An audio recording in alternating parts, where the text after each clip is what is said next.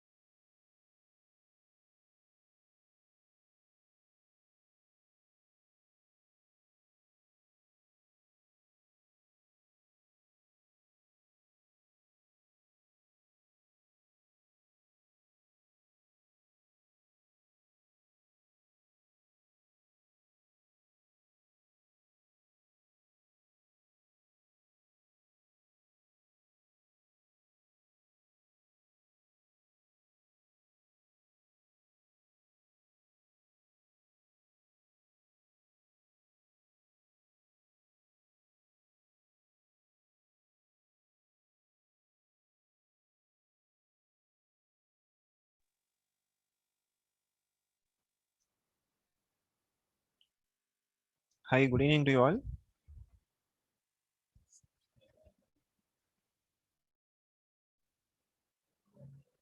Am I audible?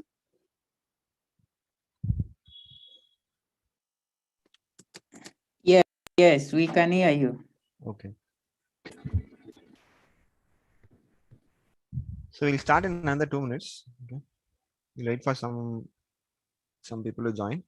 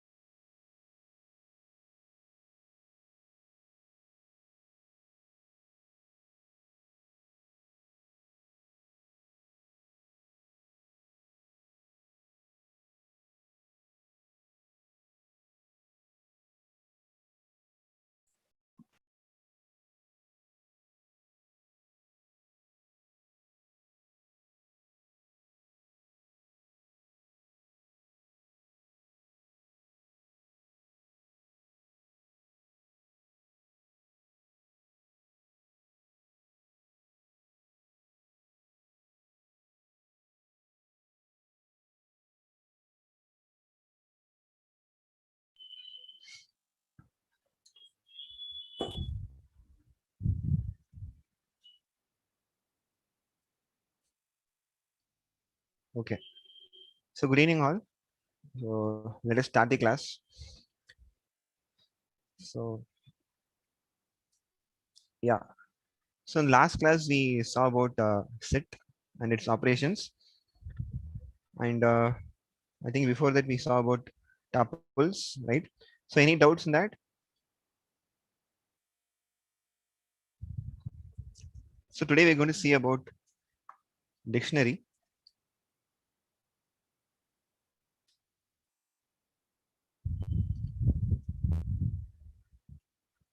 So dictionary is a continuation of sets. I'll tell you why. Okay. So like dictionary, why the name dictionary is that we can directly refer to the normal English dictionary we have, right? So it is nothing but a key value pair. Okay. So in the dictionary, what do we have? We have a word and then the corresponding meaning to that, right? So that is what here also key value pair. So now like we can see the various properties of key. So I simply to say key follows the sets property. Okay, so whatever property a set holds, the same property the key also holds. What I mean is always the key should be, so in a set, can we have multiple keys? The same value. Can we have multiple keys to the same value in a set? Elements of the set are unique, right? Okay, so you cannot have multiple keys of the same value. Okay, so here like we can directly refer to the normal dictionary. So in a normal dictionary, we have all the words which are unique, right? Again, there is no repeating words. So that is one thing. Key is unique. So properties of key we are seeing unique. Okay, keys are unique, and yeah. So can one key have multiple values? Can one word have multiple meanings? Yes. Yes, sir. Yes, right. So like okay, we can see that later. Um, uh, okay. So one thing is key should be unique, and then so here the set property is that all the keys should be immutable. So only immutable values can be present as keys. We cannot have mutable values as keys. Why? Because the same hashing which I explained to you in the last class happens here also. Okay, so the keys follow the set property. That's why the same thing happens here also. So these are the basic properties as equivalent to set. And then, so can there be like now coming to values?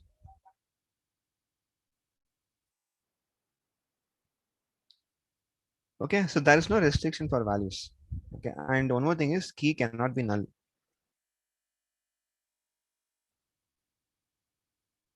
Cannot be none. Okay, so it should have some value. So yeah, so now coming to the properties of value. So now value we have yeah. So one key can have multiple values, right? So I told you that keys are unique, right? So I told you that keys are unique. How can you have multiple values then for a single key? Any idea how to do that?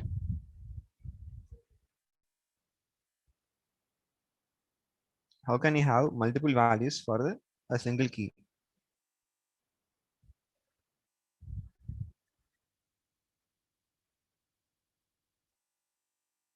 So you need to just have a list of keys, list of values, sorry. Okay. One key will have a list of values. The value would be a list. Okay, I'll explain it in detail. You just remember this. So and then uh, are there words like yeah. So can there be duplicate values? Can there be duplicate values? Or coming to the dictionary point of view, Can two words have the same meaning?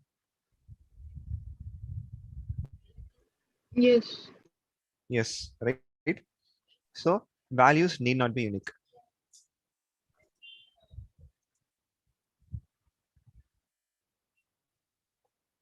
So two keys can have the same value. So values need not be unique.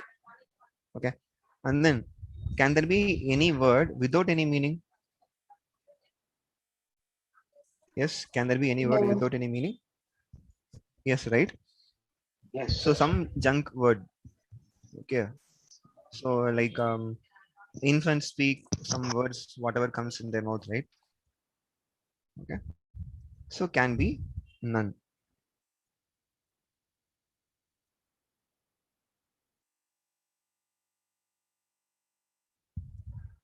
Understood? So like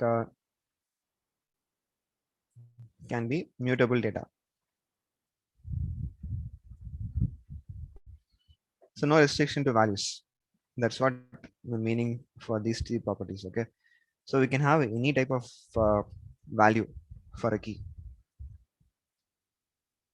Fine. Now let us see with example. So this is the fair idea about dictionary.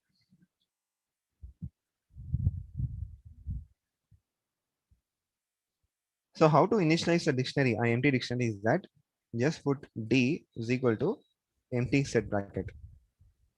Okay. This will create an empty dictionary. So you can do like this also.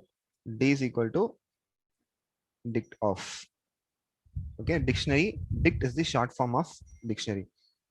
So this will also create an empty dictionary.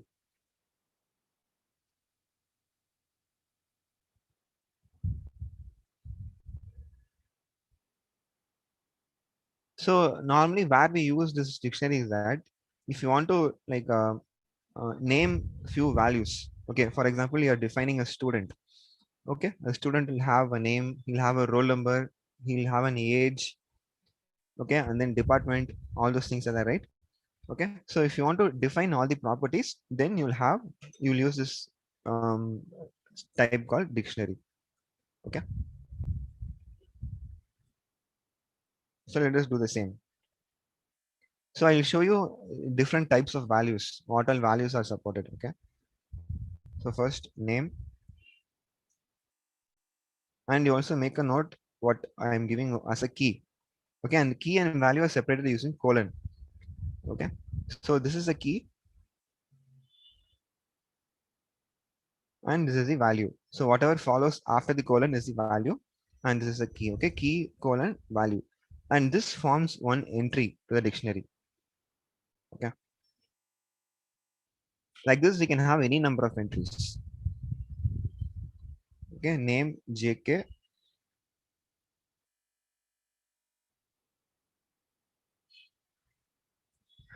age 25. This is not my original age, simply. And then um, roll number.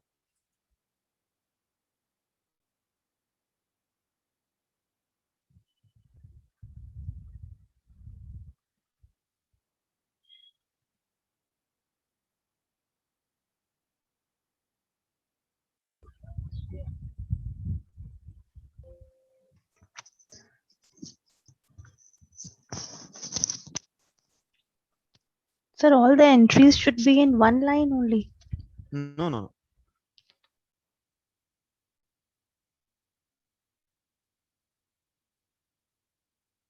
You can give it in separate lines as well. Okay, we'll come to the next line later. Okay, and then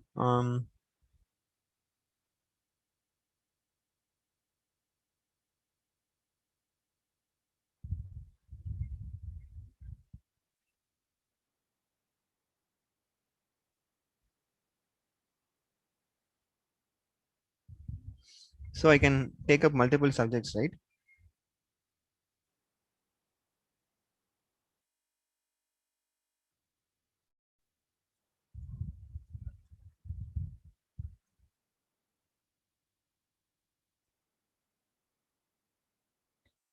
And then I can also have a dictionary as a value. Okay. For example, I want to store the address. So address would again form a dictionary, right?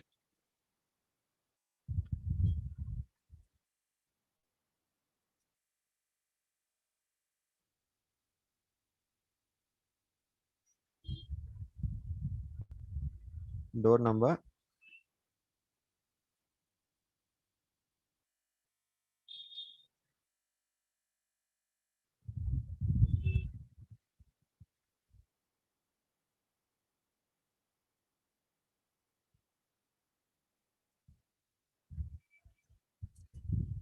Okay.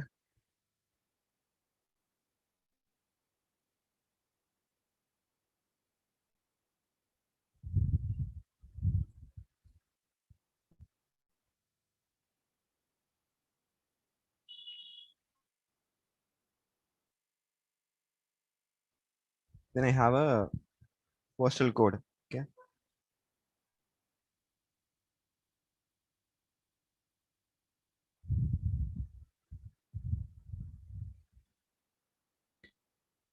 Fine. So this is how I will define a dictionary. So since I am defining a person, I have given all the keys as strings. Okay. So name, age, roll number, weight, subject, address.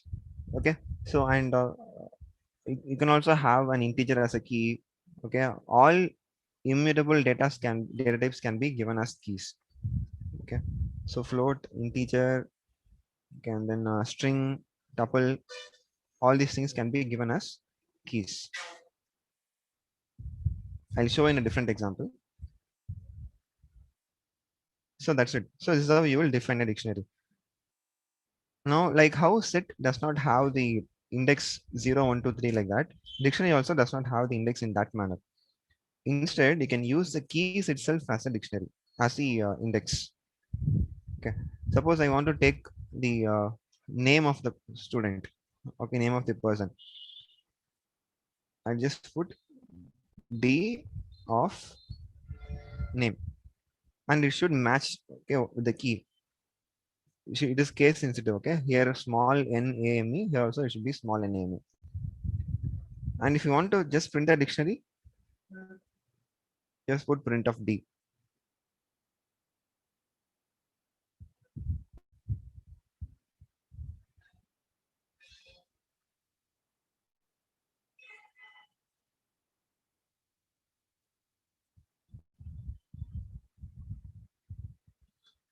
Okay, so you have the dictionary, the first print statement, and then the name alone has been taken and printed. Okay, now next is like, so now tell me how to access the city.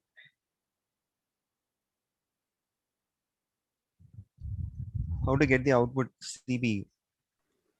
Print D of address of city as in the brackets. In Please a brackets. bit louder, Bhumika. Print D in bracket Print D of, address of okay, city. address, Then and city. then City. city. So again within square brackets, right? Yeah. Yeah, very good. Of city.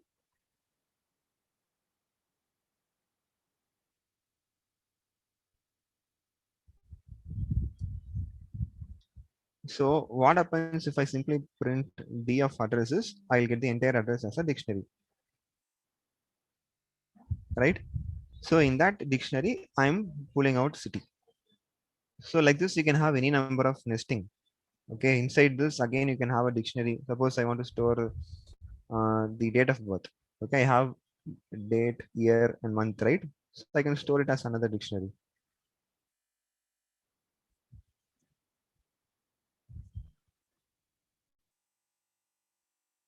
Okay, so D of address will give a dictionary, and then here you can see D of address of city will give me the city alone. Yeah. Now to access the second subject I have taken,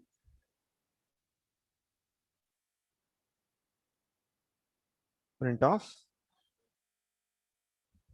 D of, subject, yeah, D of subjects, and then 1. yeah, of 1. Okay, so D of subjects will give me this list. In this list, I want to take the second subject, which is at index 1. So I'll give of 1.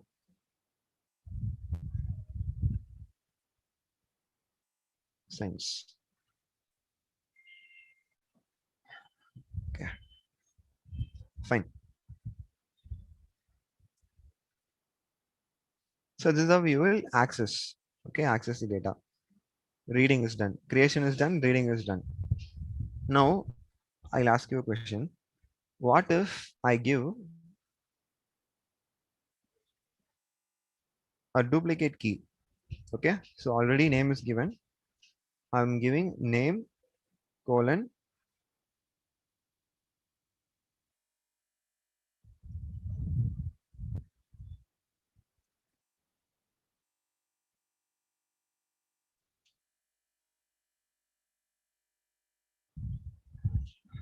So now what would happen? What do you think would happen? First, I've already declared name as JK, and at the end, I'm giving a duplicate key name colon J Karthikeyan. Now what will happen? I think it will have the next. It will take the next value, Second value, right? second value. Yes, Okay. maybe or an error. There can be two Okay. possibilities. Which is the answer? Second value. Okay, very good. See, actually, it doesn't throw any error. What happens is it just updates the already present key. Okay, so initially an entry would be there with the name as JK. So once it sees one more duplicate entry with the full name, so it just replaces. Okay, it just overwrites the previous name. Okay.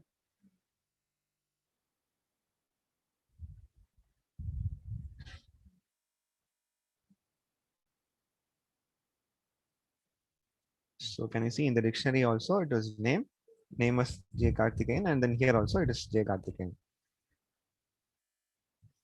Fine. So it will not throw any error. Okay, fine. So now the third operation, update. Okay, so how will I update a particular value? Any idea, anyone? It's actually a very simple process. D dot update, D dot update. and then the key name and what we have to update. Okay, fine. Is it a guess or the I'm answer? guessing. I'm guessing. Okay, very good. Any other guesses or any other answers? I didn't understand the question. Can you explain what you're Sorry? trying to what you're trying to ask? I'm not understanding. No, how will you update a particular value? Suppose I've entered the age wrongly. Okay. So I want to update the age. So just the way as you have done in the name case, you Yeah. have written name as you've changed the name. So again, we can write age is equal to something else, whatever is the right value. No, after creating the dictionary. So this is during the creation of the dictionary, but I want to do it after creation of the dictionary. I think we can Maybe D is after here. D. We can write another statement. D is equal to curly braces. Age is age colon then a new. I think then also it will update maybe. Okay. D is equal to, no, not like that. Okay, so it's very simple. So like in list, how will I update a particular value? Suppose I want to change the second value, what would I do in a list? Simply assigning the value directly. I mean, Yeah. list of. So list of 1 is equal to, I'll do that, right? The Yes, same sir. thing here also. Just put D of age is equal to some other age value. So this will update the already present one. Okay.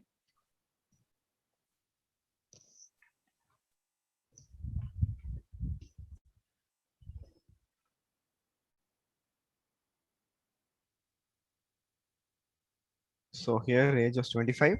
Now I updated it to 27. Got it? So now how will I enter or how will I create a new entry? Suppose I want to enter my height. Height is not present, right? How to create a new entry? I think d of height is equal to just the way as you have done Yeah, age. yeah, correct. Very good. Okay, so if you want to create new entry, no need to write any functions and all. Simply do the same process which you did in update. Height is equal to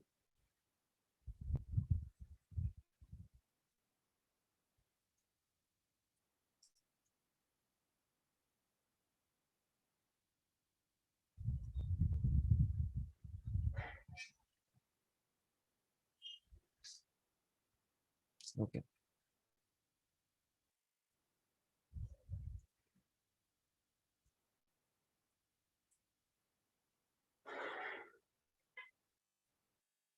So this will create a new entry. Fine. Yeah, fine. So this is updation and adding new updation of the existing dictionary. So yeah, any doubts so far?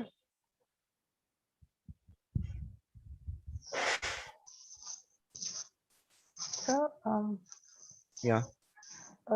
the in the original dictionary, where you have wherever you have written numeric values, the values are not under double quotes.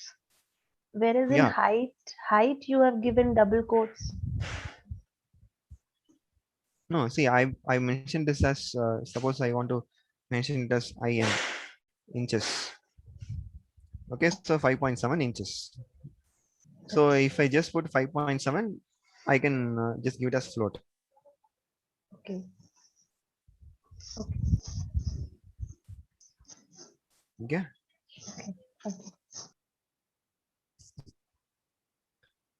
Yeah. Next is deletion. So how will I delete a particular data? Suppose I want to delete the weight. So I have the Using the pop function. yeah, you can use pop function or you can use the delete function also. Pop function will just remove it at random, right? You know, in set what happened. The same way it will remove the first element. So instead, if you want to delete a particular key, so you just put delete of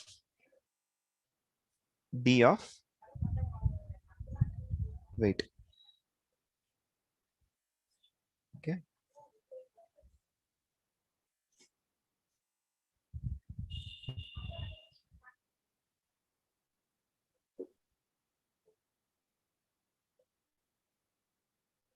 So here you can see weight got removed.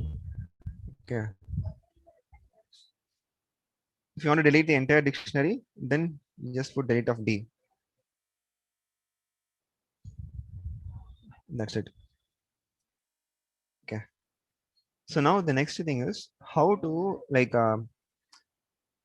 use the for loop and then print the elements.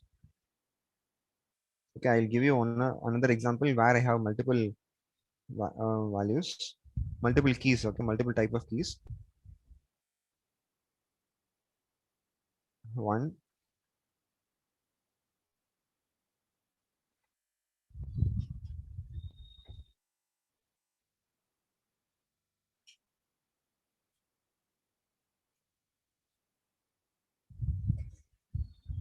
colon, float.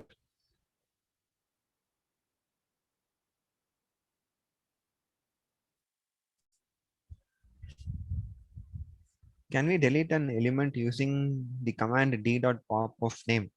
I think pop doesn't come with the Arvind has asked it out. Pop doesn't come with the like key value. Okay, we'll just check. Yes, sir. And then we can give a tuple.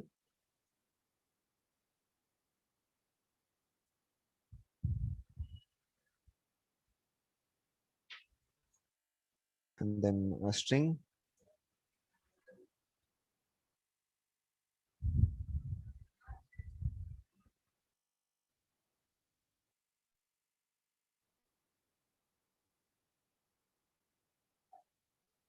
And that's it. You can give complex numbers as well. I think so. Yeah. 2 plus 3j.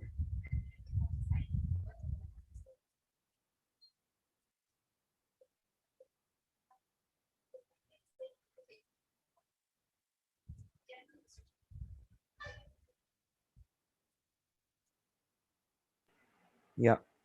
So these are the possible data types. Okay, you can have integer, float, string, tuple, complex number. Now, if I try to give a list, okay,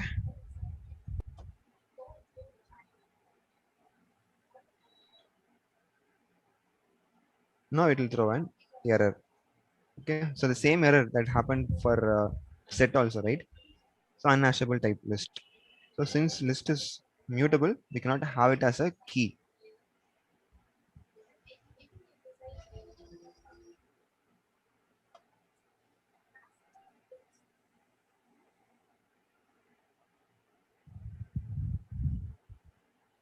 So like we know that for loop, right? For loop is used to iterate over the sequence type. Dictionary is also a sequence type, right? So you can use for loop to iterate over the sequence type dictionary. So for I in D. So now what happens here is, okay, if I print I, what do you think would be the output? Print of I. So what do you think would be the output? Error. Why? Because we are not mentioning any keys. Either it should print the keys or it should print the values or it should print the entries, right? Why is it, Maybe I think why is all entries should come one by one. maybe it will print all okay? the values. I mean, Array. values can So be called by Q, sir. So no. Why is it an error? Who told that it will be an error? Can I explain it? yeah, I'm sure. Oh yeah, tell me. I mean, we should include keys also to get value. Okay. No. See, keys also. See, actually, what happens here is, if I iterate over the dictionary, it will just give me the keys. Okay. So I are going to hold all the key values. I'll just execute it and show it to you. Okay, fine. So 1, 2.4, the complex number, tuple, and then name. So this D, if I iterate over this D, I'll get only the keys. So this is how the logic has been written. Now, tell me how to get the values. I have the keys, right? How to get the values? D of I. Yes, very good. So I have the keys. So using keys, how will you access the value? Just D of key, right? So key is I. So D of I, comma, D of I.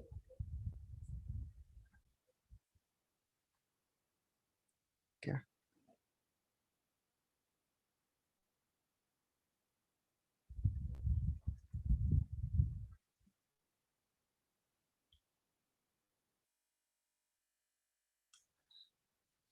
Yeah. Okay.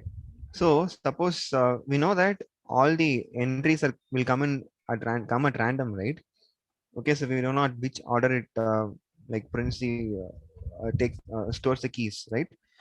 So to just to give it in order, we have something called some function called sort. Okay,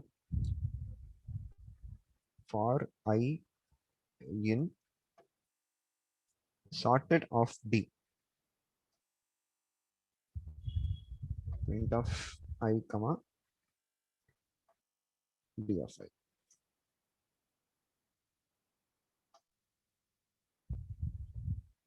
Yeah, okay, fine.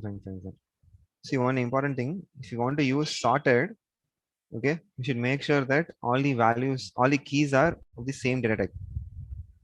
Okay, why? Because you cannot do a comparison between two completely different data types. You cannot compare a tuple with a complex number or tuple with a string or a string with a float. That comparison cannot be done. So while using sorted, make sure that keys are of the same data type. Okay, then this sorted will work fine. So to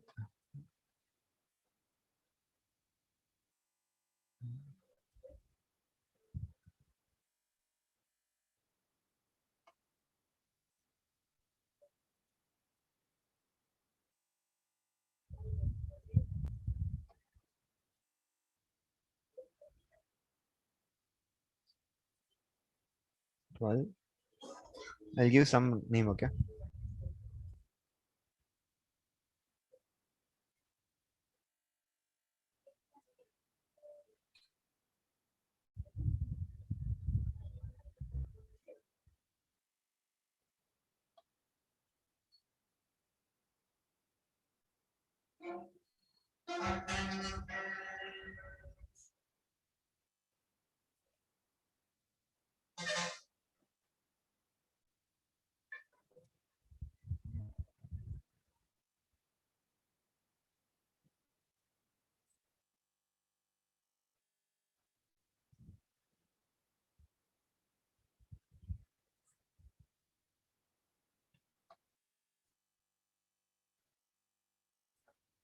Fine. Yeah. So now here, this is coming at random, and you can see here it is coming in sorted order. Fine. Now let us try Arvind's question. He is asked how to can we pop using by giving the value, giving the key. So d dot. I think you can use pop item. Okay. So pop of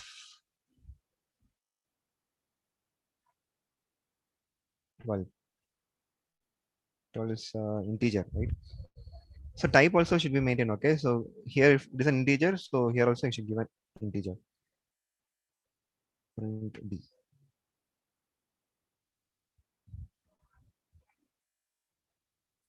Yeah, it is working. Yes, sir. Okay, you can either use delete or you can use pop. And there is one more pop item. So yeah, this doesn't take any argument. So simply it removes the first entry. Okay.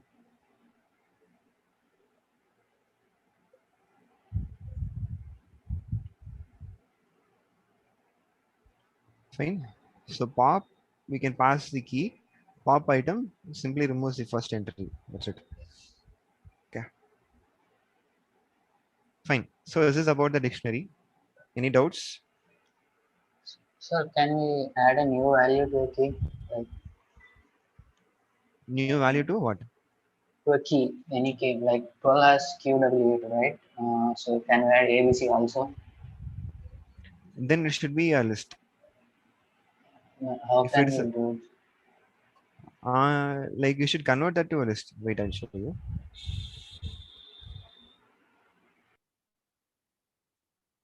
So already there is a one string. Okay. So now 12 would have got removed, right? So I'll just remove this pops. So we know d of 12. I just print d of 12.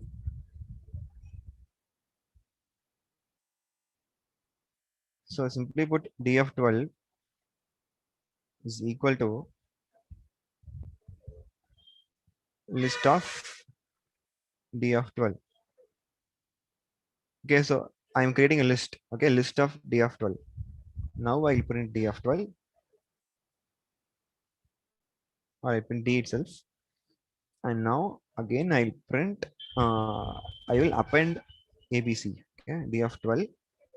Now it is a list, right? So for list, I can use append function. Dot append of ABC. Print of D.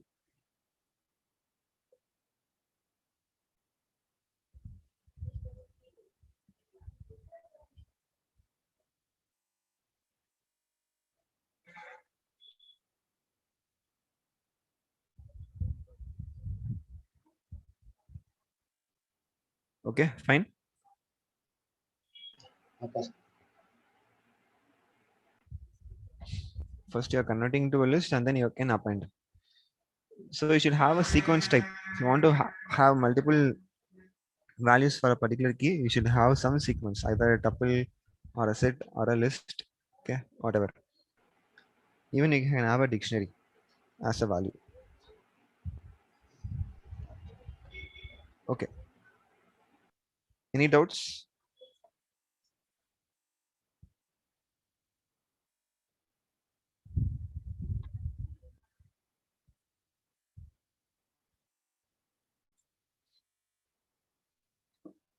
Now let us go to the next topic.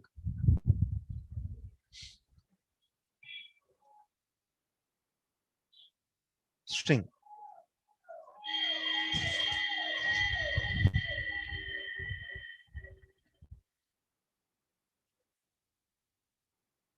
Okay, so what is a string? We've already seen about little bit about string. Now we'll see in detail. So string is nothing but it is the set of characters, right?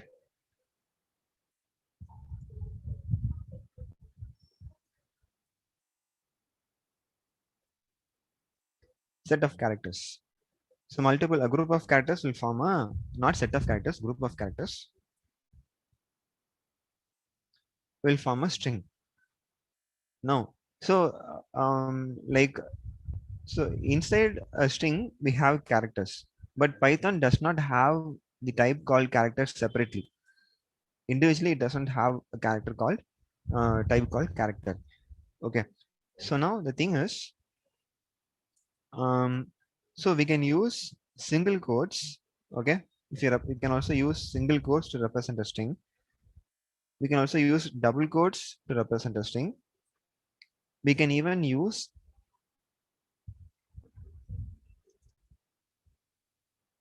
this one as also.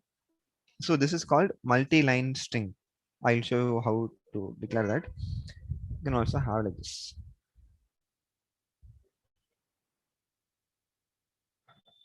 Okay. So in all these 4 different ways, you can represent a string. Just put s equal to. So all these things are used to create an empty string.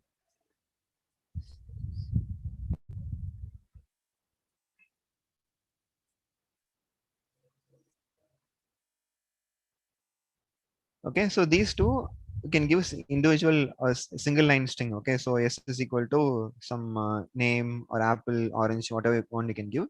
Suppose you want to type a big paragraph. Okay, where you have multiple lines of statements. Okay, and at that scenario, you have to use triple quotes. So you can see I've used triple quotes everywhere to comment, right? So this particular setup is actually, it is a string. We can also use it as a command statement, multi-line command statement.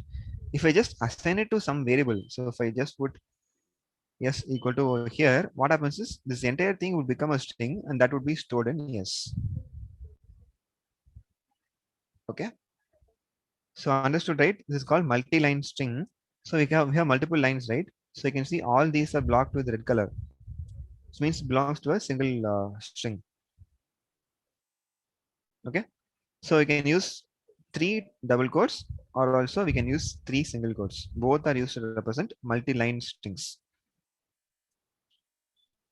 Okay. Fine.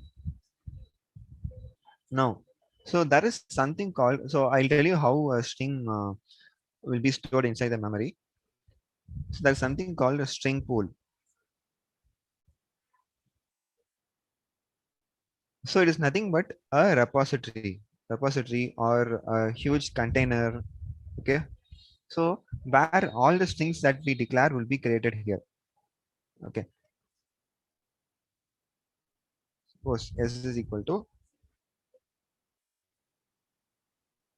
apple. Okay. And then s1 is equal to orange. And s3 is equal to again apple. Now let us try to find out what would be the addresses of all the strings. Okay.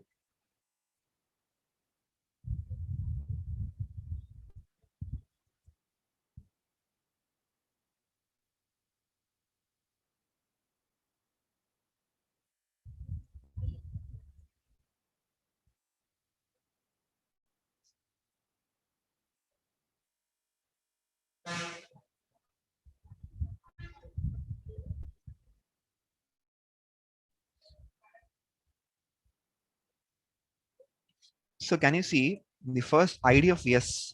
Okay, which is nothing but, so let's see, all the things are same. Okay, so 1314, and ID of S2 is also 1314, and ID of S1 is different, totally different, right? So now let us see why the IDs of S and S2 are same.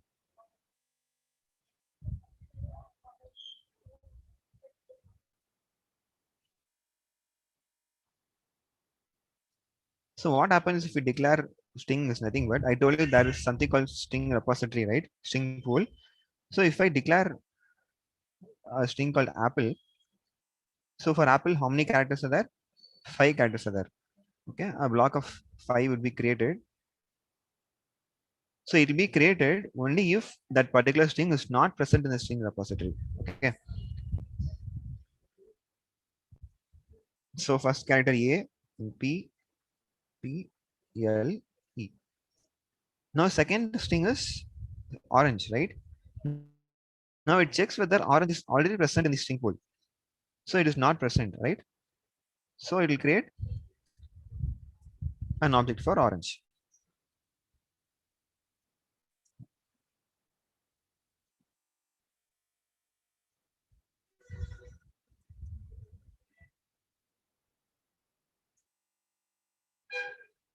So now S would be storing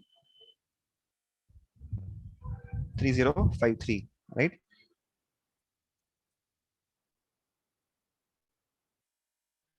S1 would be storing 3059. Now coming to S2.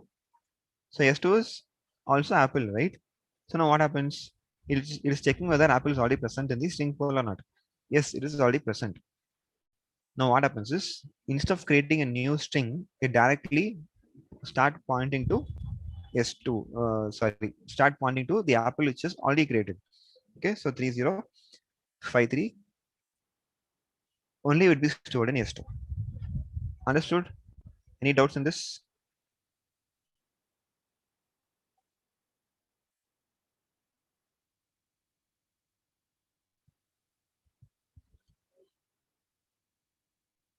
Any doubts in this, anyone? No, sir. Okay. So this is with respect to memory, how a particular string will be stored. So now here, so if I store A, so in every block there is one character, right? So the first block A, then P, P, L, A, like that, it is being stored. So what happens internally is, there is something called Ascii code. Okay, so every character will have an equivalent integer value.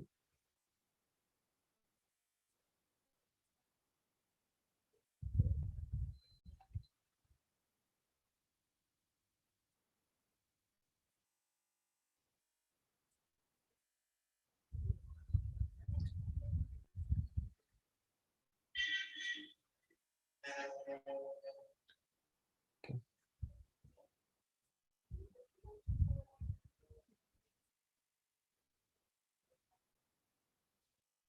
Fine. So every character will have the corresponding ASCII value. So for A, it is 65. For B, it is 66. Capital A. Okay, like that you have small a. For small a, it is 97. Small b, it is 98. For that, all the possible characters. See, null. None is always represented by 0. Okay. And then for space, see, even if you store digits, okay, as a string, what happens? Each digit will hold a ASCII value. Okay, for 0, it is 48. For 1, it is 49, like that. Okay. And then all the keys in the keyboard will have an ASCII value. Even the space, the tab, okay, everything will have an ASCII value. That is how it will be stored inside the memory. What happens if I store A is nothing but it will be converted to its corresponding decimal value, which is 65, and that would be converted to the binary format and it will be stored inside the memory. Fine. Now, so how to get the ASCII value if you don't know what is the ASCII value of a particular character? So there's a function called ORD. Okay. So print ORD of, you can give any character. Suppose I want to find the ASCII value of dollar. You can give dollar.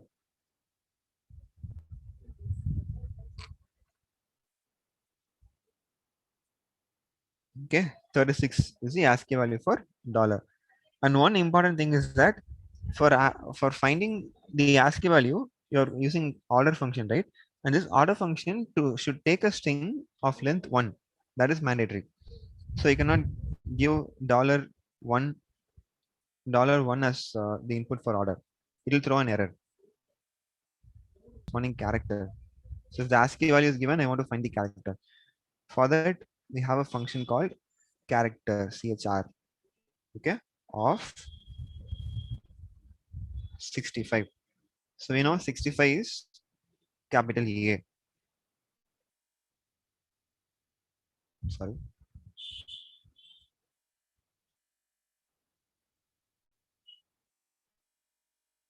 I got capital A. Okay. So I want to find out the ASCII value for the digit 5. ORD of, so 5 as a character we should give within double quotes. Okay. The ASCII value for character 5 is 53.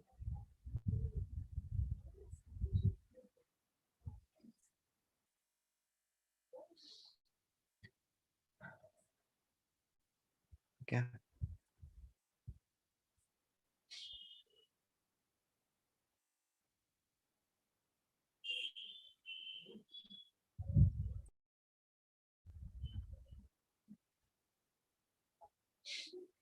Okay. Now let us see like for accessing the value. So here also the indexing supports.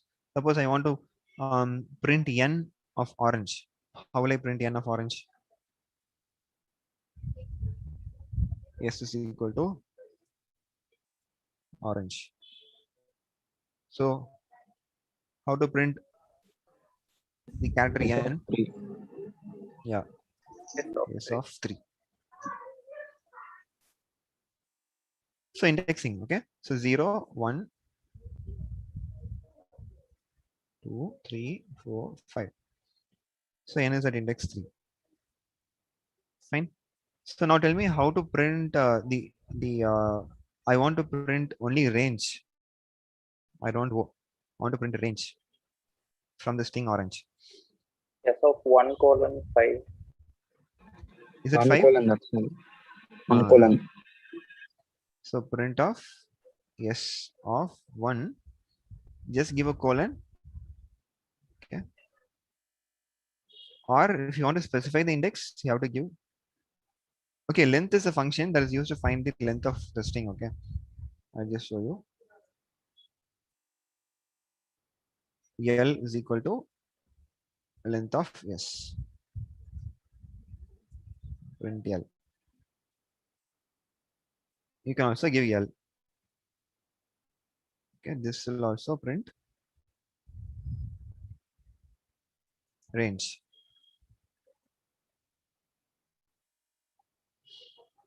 Okay, 6 characters are there.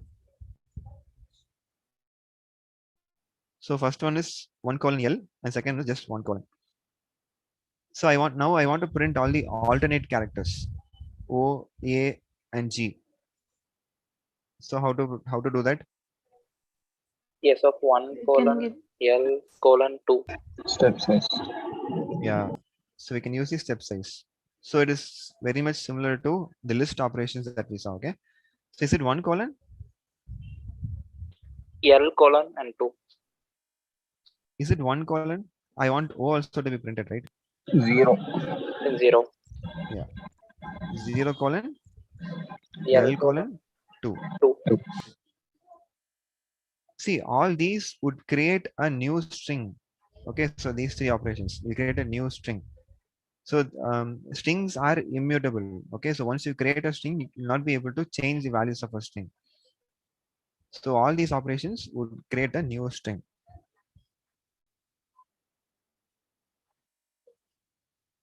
Okay, OAG. So what is the other format for this? How else we can give? S of start value 0. So Just I can leave colon it empty. colon 2. Yeah. So n value is the length. So that also can be left empty, colon 2.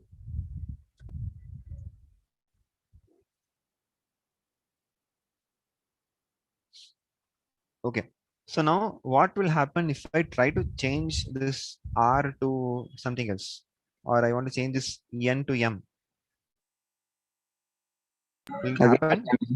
Yes, sir. I think simply assigning again s of For 3 is equals to S of? 3 is equals to m. No, see, just now I told that strings are immutable, right? Okay.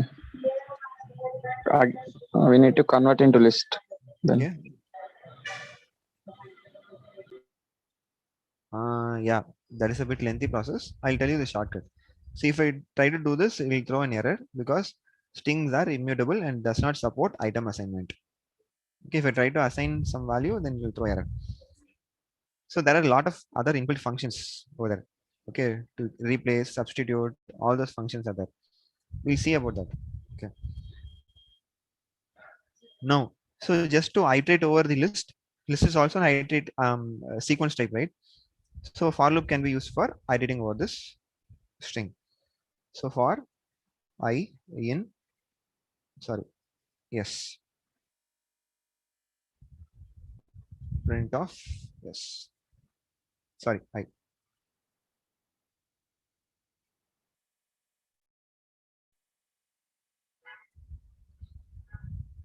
This is the output for the for loop.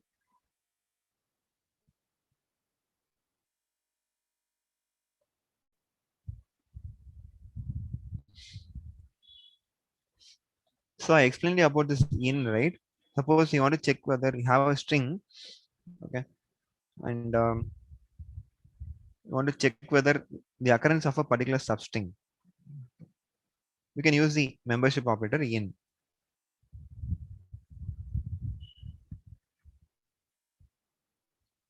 S is equal to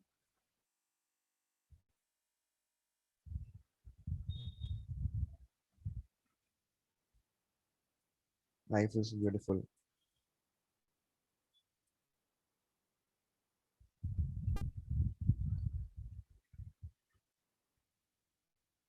Print is in, yes. Okay, so is this present in yes? So it will print a true.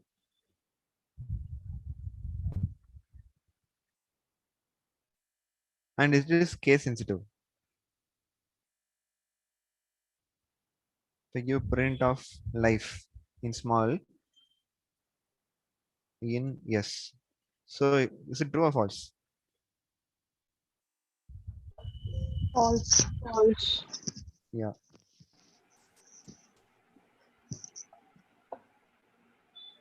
So like in, you can also use not in. No, it will return true. Okay. So not in is just the reverse opposite of in. Okay. Fine.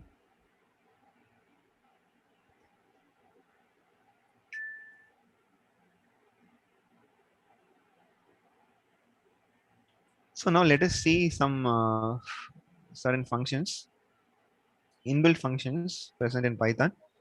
So I told you that strings cannot be manipulated directly, right? So there are a lot of other functions which will support the manipulation of string. Okay. So let us see few functions. Okay, everything will have a logic. Okay, we'll also discuss how that logic is working.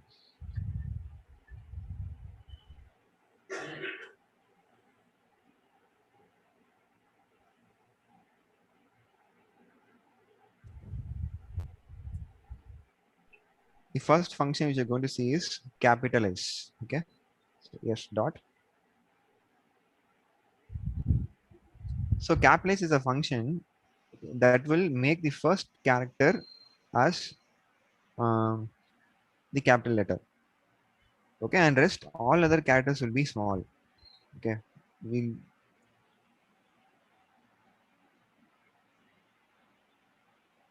see. I'll print both the strings.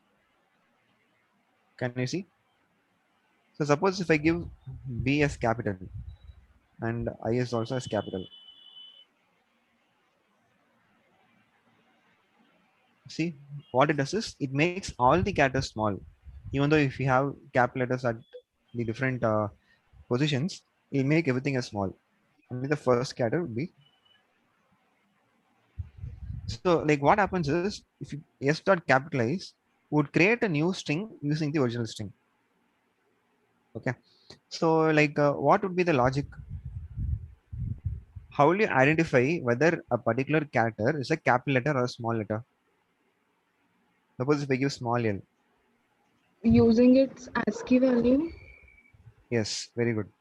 So we have the defined set of ASCII values, right? See, capital letter means it will fall between 65 and 90. Sorry.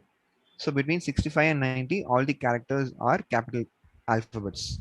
Between 97 and 122, all the characters are small letters, right?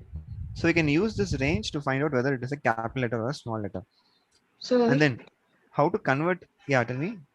so just one doubt here. So if we are giving capital A as the input, so in decimal we are giving 65, and in binary then it would be an 8-bit input.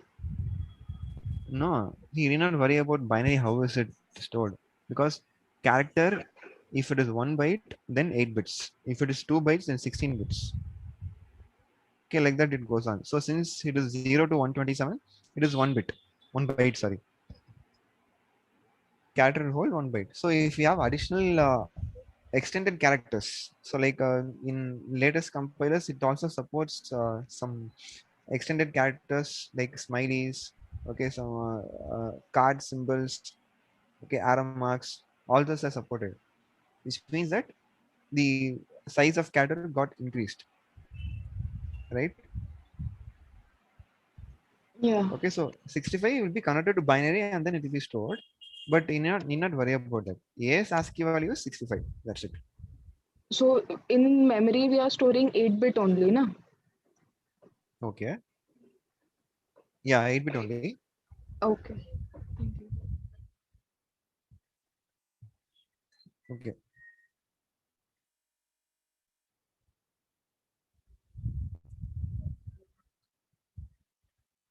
So yeah, how will you convert a capital letter to a small letter?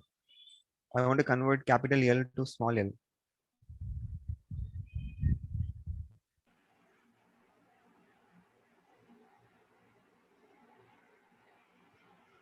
Yes. First, I should check whether like the character is capital letter or small letter. Okay, then what I should do is, so how much should I add? See, 65.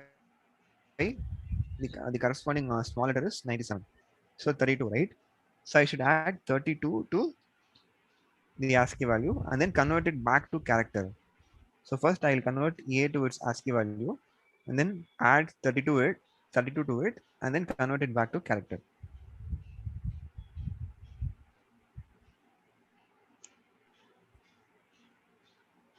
Okay, so I'll just take the first character.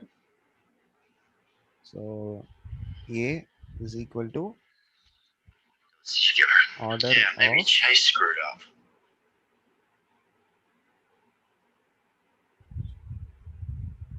is any doubts, Guru? No, sir. Sorry. Order of S of 0. See, S of 0 is what? L, right? So I'm going to convert this to a capital letter. So first of all, I should check whether it is already a capital letter or not. Only if it is a small letter, I should convert it to capital letter, right? So if it is a small letter, okay. So if A is, what is the range for small letter? It is 97 to 122. Both are inclusive, okay. So greater than equal to 97 and A is less than equal to 122. Then what I would do, I would put A is equal to or A plus equal to 32, right? and then I would convert it back to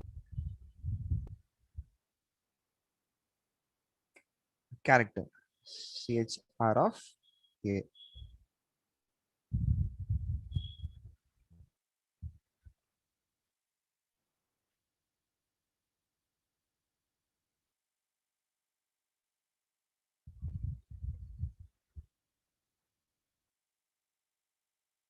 Okay, minus, not cap, plus is minus.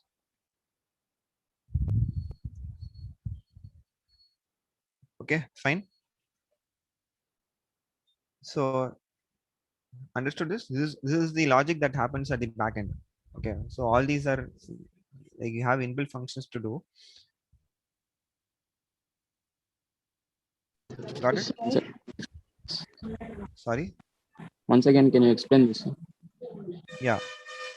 See, this is the ASCII table, and you have the range of small letters, small alphabets. Okay, 97 to 122. First, I'm checking whether the I've taken the first character s of 0, which is small l, and then I'm taking the ASCII value of small l and then storing it in a. Right. So what would be stored? Small l's ASCII value is 108. So a would have the value 108. You just print it.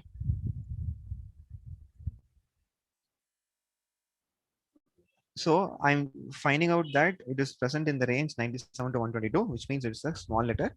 So to convert it to a capital letter, I should subtract 32, right? So 108 minus 32 will give you 76, which is the ASCII value for capital L. Okay. So I'll print A again. So After every converting. common difference will be 32 for between capital and small. Yes. You can see Okay. for all the characters. For A also it is 32, B also 32. For all the characters, the difference is 32. Okay, so thank you. Yeah.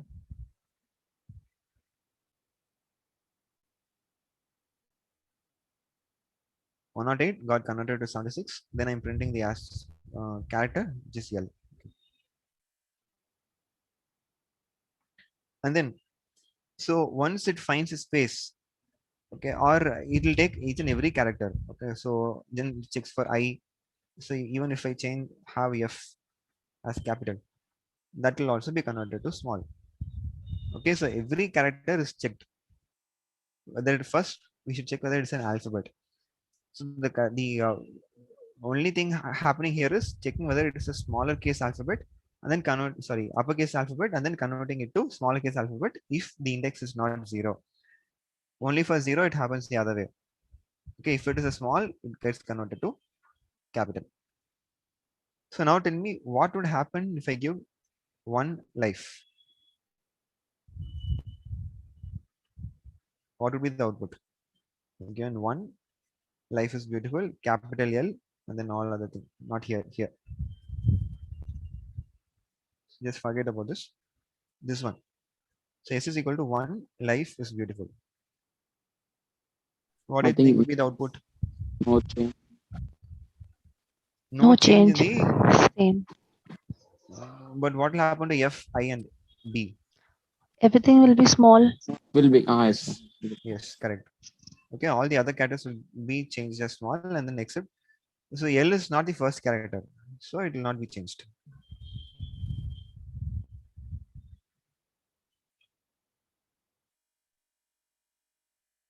Okay, that's it. Fine. So this is one function. Then we have the count function.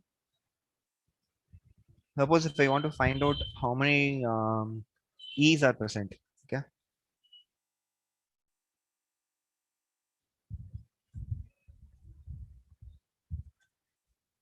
Print of yes dot count of. So I can even give a string, okay.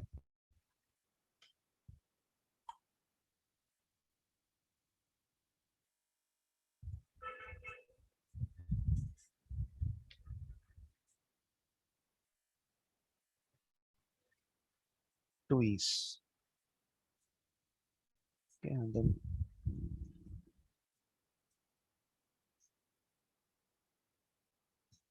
okay.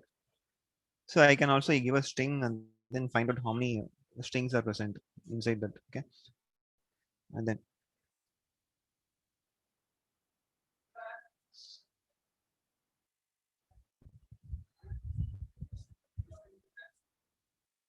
so to convert all the characters to uppercase, print of s dot upper, and to convert all the characters to smaller case, s dot lower.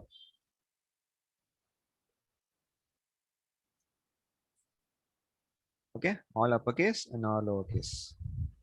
Fine. So it will omit all the other characters. Only the alphabets would be considered for these operations. Okay. No. So I want to check whether um, the string contains only digits. Okay, suppose s is equal to 54321. Okay, I want to check whether its string contains only digits. So that's a function called is digit. So this will return true or false. So true. So when can when can a string be converted to an integer? Yes. Int of s. Sorry. Int of s. No, No. I'm asking when. I'm not asking how. I'm asking when. Numeric Only values. if it contains Numeric only if it values. contains all digits, All right? numeric. Okay. All digits. So if I have a,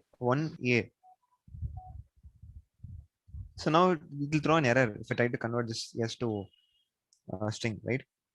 An integer. Okay. So if it has all digits, then I can convert it to an integer. Fine. So I want to check whether only alphabets are present in a string. Yes, 1 is equal to ASDFG. So I have the function called is alpha.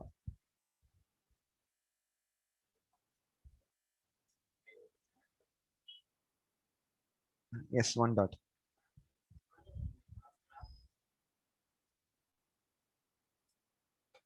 Okay. Suppose if I give digits and then now if I try to execute, it will return a false. Okay, understood?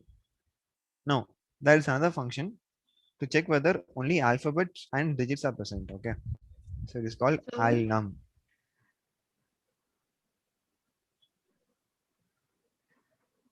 So AL for alphabet, NUM for number. Okay, alphabet and number. It's a combination of just alphabets and numbers.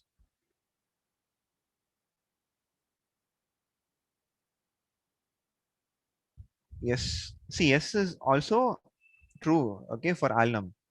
Why? Because it contains only digits, right? So it is not mandatory that it should have alphabets also.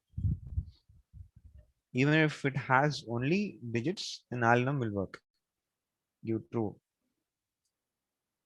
And for S1 also it is giving true. Okay. Fine. So like this, you have a lot of functions. So you can just explore it. Okay, just you type Python inbuilt functions for strings. Okay, so you'll get a lot of functions. You can just explore them. And yeah, I think you all know about the split function. Okay, split function is used while taking the inputs we saw about split function, right? So you just explore. I'll give it to you. Okay. Now let us see um, one sample program in eBox. Okay.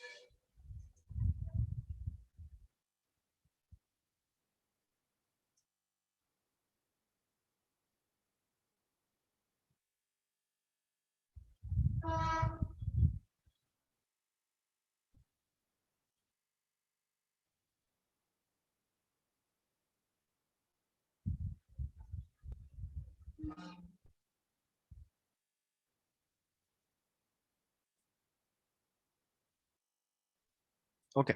So now, um, anyone who will volunteer and wants to solve this problem?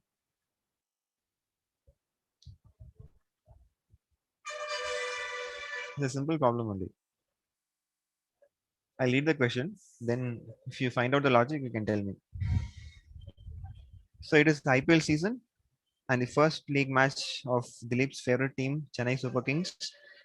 Okay, the CSK team is playing at the IPL after 2 years, and like all Dhoni lovers, Dilip is also eagerly awaiting to see Dhoni back in action. So after waiting in long queue, Dilip succeeded in getting the tickets for the big match. On the ticket, there is a letter code that can be represented as a string of Latin letters. So Latin letters means just alphabets, okay? So Dilip believes that the CSK team will win the match in case exactly two different letters in the code alternate. Okay, I read this again. Dilip believes that the CSK team will win the match in case exactly two different characters in the code alternate. So otherwise, he believes that the team might lose. Please see the note section for formal definition of alternate codes. Okay, so here there is a definition of alternate codes. You are given with the ticket code. Please determine whether the CSK team will win the match or not based on Dilip's conviction. Print yes or no corresponding to the situation. So, so what is alternate code is nothing but two letters X and Y where X not equal to Y are said to be in alternate codes if it is in the form of XY, XY, XY like that. And it is case insensitive. Okay. So now this is an example. So here you have two characters A and B. So you can see that A and B are alternating, right? So AB, AB, AB, like that you can have any number of ABs. So it is alternating. So output is yes. And here the second sample, we have A, B, C, right? Here three characters, right? Alternate codes means as per the definition, you should have only two characters. Whereas here you can see there are three characters.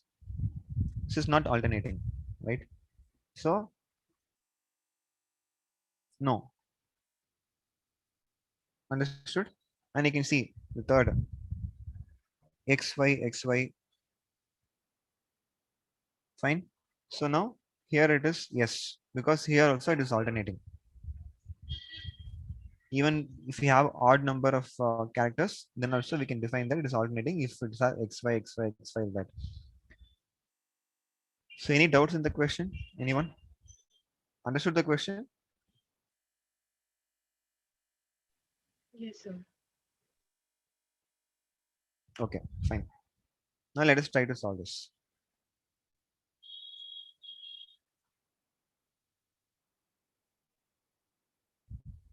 So let us take an input. Yes is equal to input. Okay. So now we need to have two characters. So we can take the first two characters from the string, right? So I've taken the input. So how to take X and Y? So what is X? S0. Yes, very good. bracket of S of 0. And what is Y? S of 1. So S of 1. Okay, the first condition they have given is that X should not be equal to Y.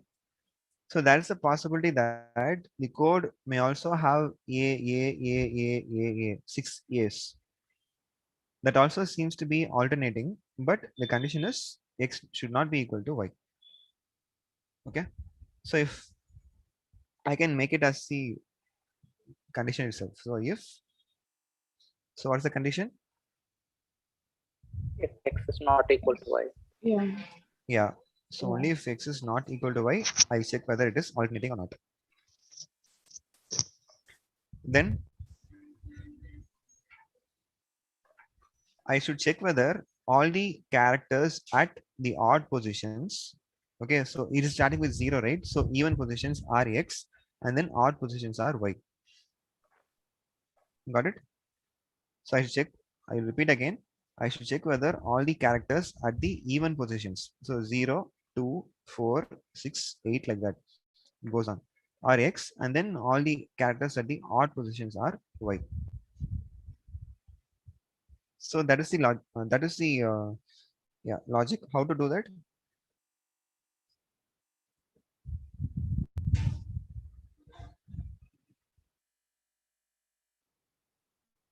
Yes.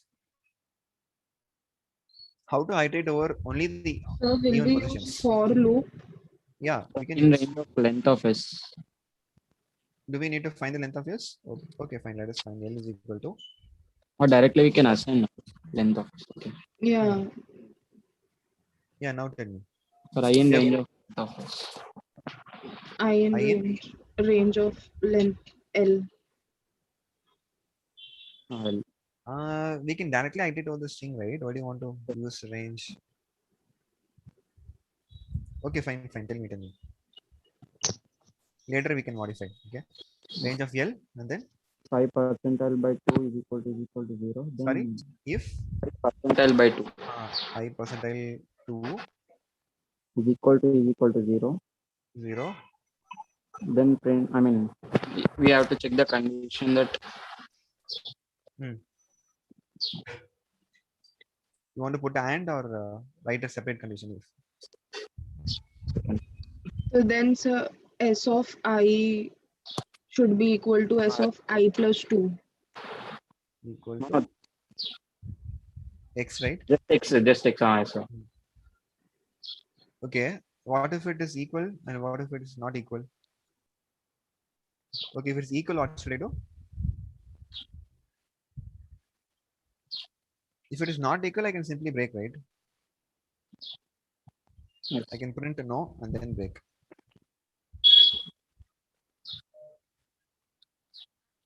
Got it?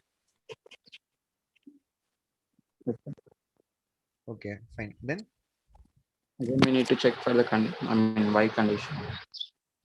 else if s of I not equal to y,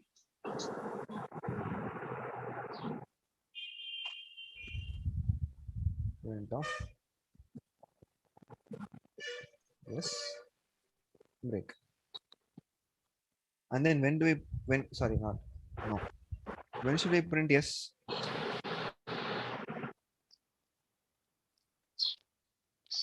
Else print. Else means where for, right? Yeah.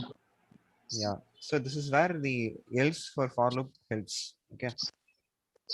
So when will this else get executed? But we are using break statement as well. Yeah. That's why you are using else. If you don't Okay. use break, then else will every time will get executed. Okay. That's it. And then the else for first if condition. No. Okay.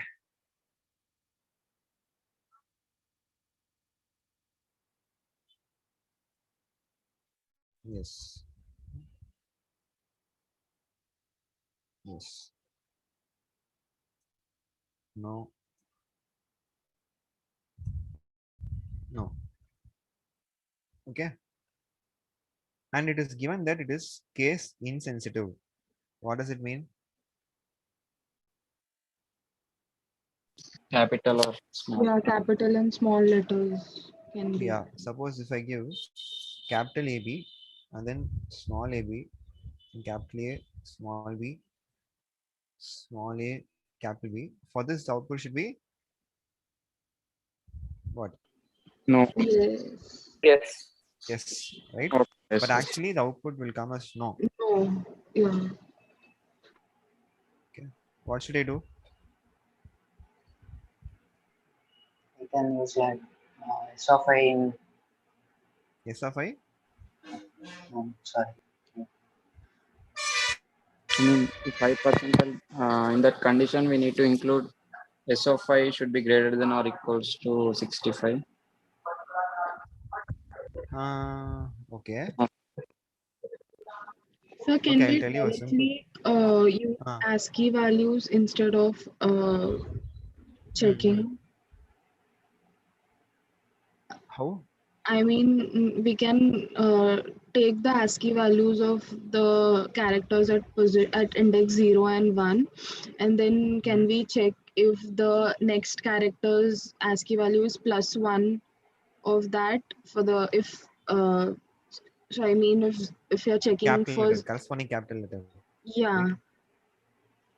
Okay. Can we use like x dot upper Yeah, that's it. Very simple. or See, you can s of I not equal to x dot upper? input dot upper or lower, whatever. This will convert the entire string to lowercase, right? Now we need not bother whether it is capital letter or small letter. Simple solution, right?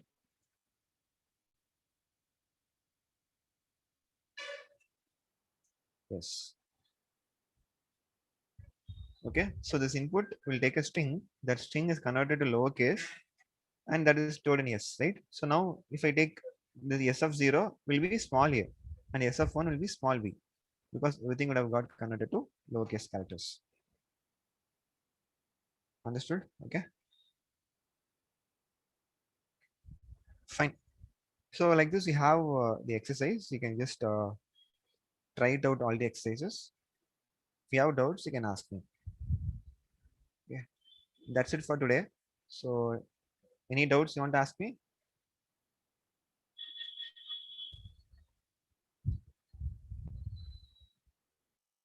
But I have a doubt in day 2. Okay.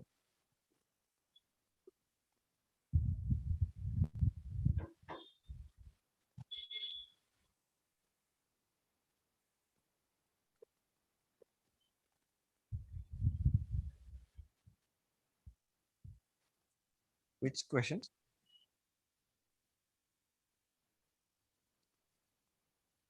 Prof. Your registration So username? me the problem list, problems list. Oh, okay.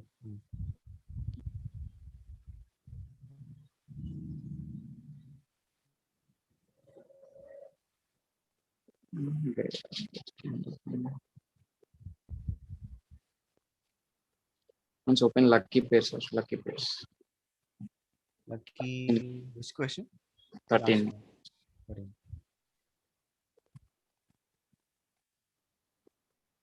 Yeah. This one. Okay. So what? You have doubt in the logic, or you have submitted and you have? Passed up. I mean, 75% of cases. Okay.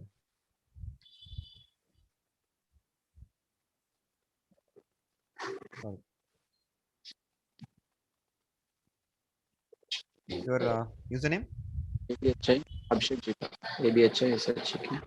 Last. Last one.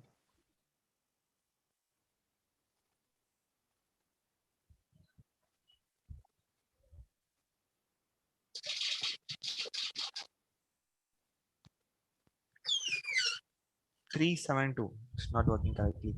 So 4 ones. The answer should be 20. You're getting 40.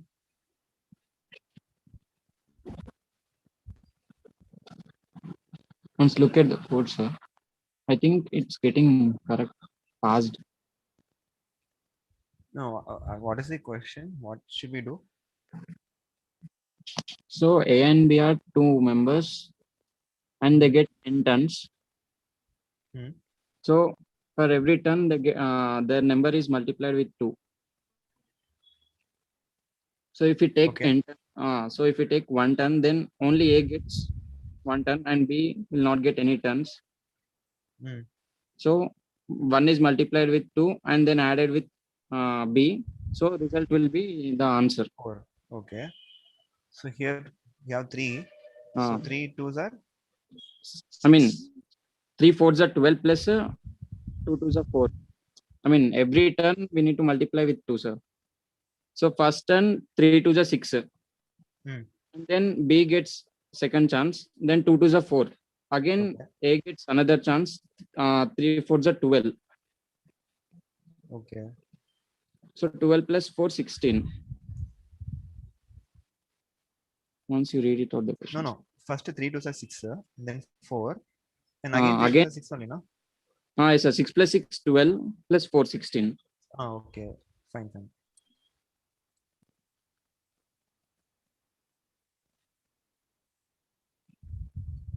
So for 372, So once check the code, sir. Just once. wait. Okay. 372. So 3 to the 6 plus 7 to the 14. Hmm. Each gets So 1 turn. So 3 to the 6 plus 7 to the 14. Total becomes 20 20. only, right? Yeah. You're getting 40. You see mod 2 equal to 0, which means even number means I mean, both gets 1 chance. Or see, put this within brackets. 2 minus 1. no, actually C plus 2 more floor division with 2 after, then we need to subtract. 1. Oh, into B.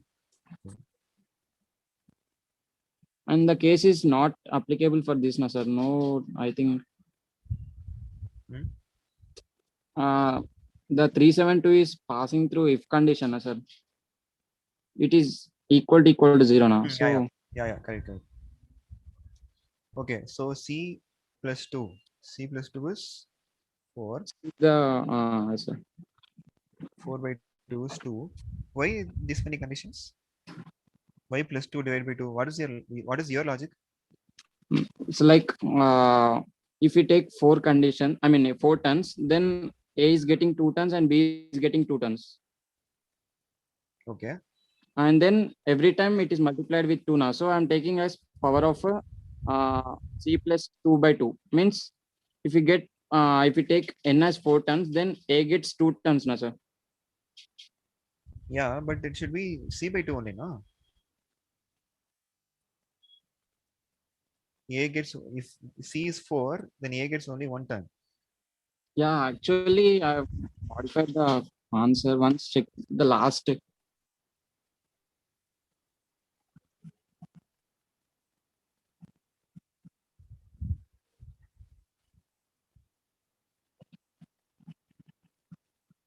Last.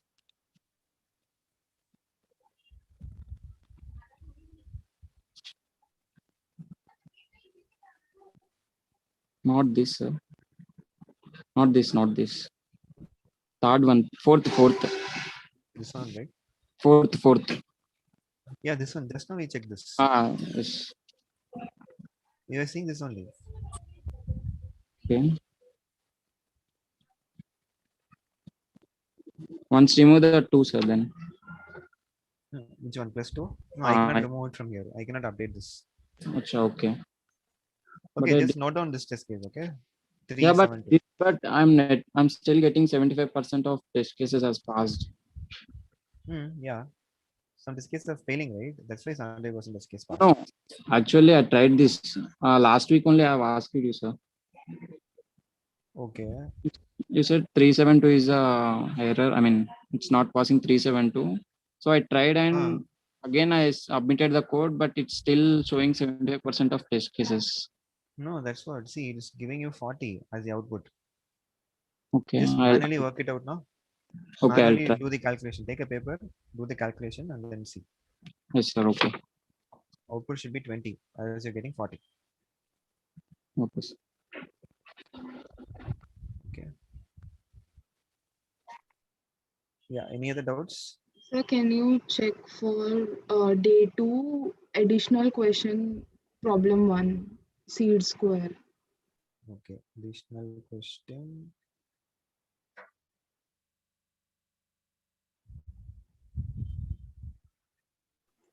Problem C2. 1. Yeah. Have they doubt in the submission or problem? I have doubt in the submission. Okay.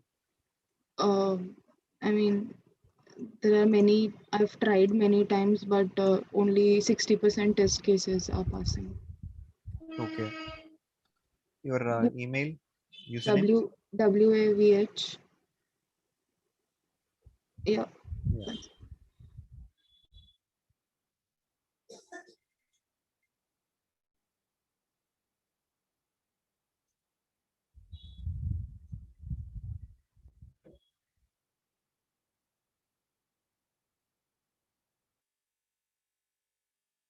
00, you have given it as invalid.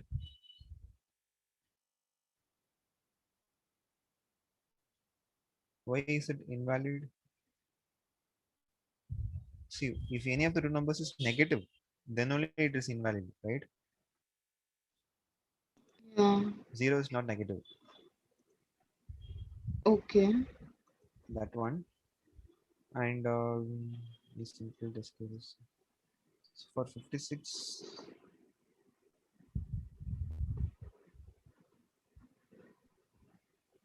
Okay, just make a note of this. For 56, 3640, the output is false. You're getting true. So what is the logic? So for, 123 is seed. Okay. yeah, so for 56 and, Um, 3640. okay. And which one, sir? Another? Another, this one. So for this case, 546, sir, so basically what we have to do in the problem, we have to multiply 546 into the individual numbers, like 546 into 5 into 4 into 6, right? No, see, I think they have taken the square, right? 1 square into 2 square into 3 square, right? Okay, Wait, see, if any number x is said to be the seed square of number y if multiplying x by the square of its each digit codes y equals to y. So this is 1 square plus 2 square plus 3 square. Sorry, into 123 okay, into 1 square into 2 square into 3 square. Should okay. multiply the squares. I think that is a mistake, right? So You just according to my logic, I was trying to divide it. So I was just checking if the number is divisible. So if b is the bigger number, and so if it is getting properly divided by the small number, and then if that is true, then I was checking that it is getting divided by individual digits of that number. why? Why so many conditions? See, nothing like that is given, right? A simple statement, straightforward logic has been given. Okay, if multiplying x by the square of its each digit, that's all. After doing this, if it equates to y, then true, else false. That's all. Okay, no need to check for any divisibility. Okay, all those things. So Not how needed. can we check if it is getting multiplied by each of its digit? You should write the logic. First, you know how to split not split, how to like take individual digits from an integer, right? Yeah, so for that I gave the condition and the looping statement now that it will. So first, if you have to take the last digit, then we'll take the modulo operation. Then if you want a second last digit, then for the after the first condition, we will divide the whole number by 10, so that only three digits are left from the four. Then again Yeah, we'll take modulo and then we'll divide so that we can eliminate the last digit while dividing it, right? correct. That's what I was While trying to taking, do. yeah, while taking each and every digit, you just take the square of it and then keep on multiplying with um, some other digit, some other variable which you have Okay, declared before the follow. Okay. First, you declare a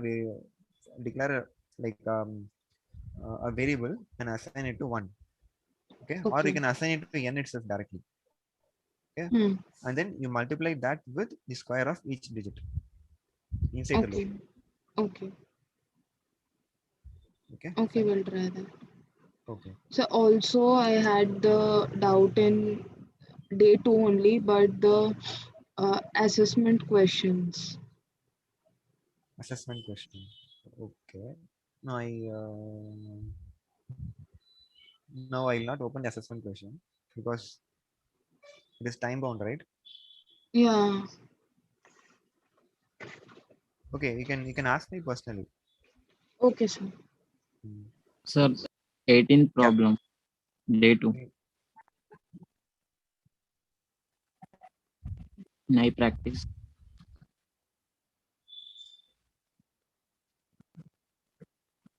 Date only, no? Yes, sir.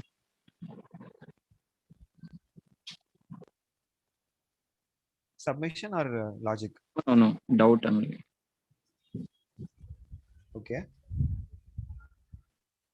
What is this question? We need to print the pattern. Okay.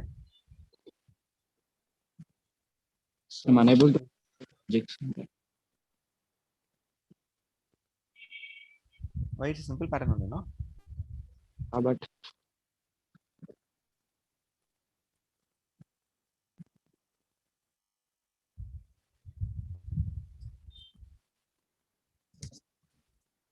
So it is a combination of patterns, right? So first you should print B. Okay, and then you should add it to the star, or you can just take this as a single pattern. okay. B B B star B B star B star star, or you can define where the stars should come. So at 4 3 2 1, and then at 4 uh, And also 5 number of 6 is 7. more Yeah. compared to rows. Then we have to take for J in range of 2 star n or n. 2 star n, correct. -1. So if you have time, can you solve it? Yeah. Anyone wants to give a try for this?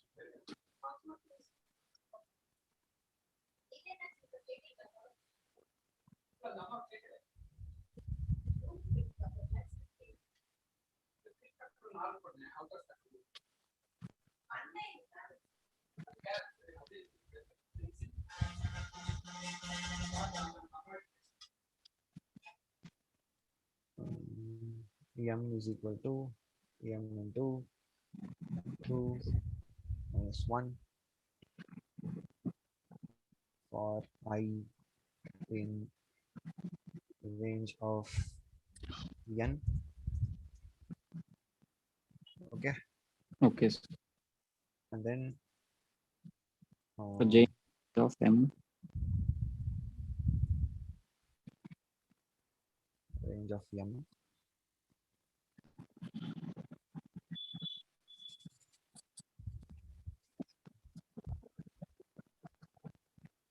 Is the center value, right?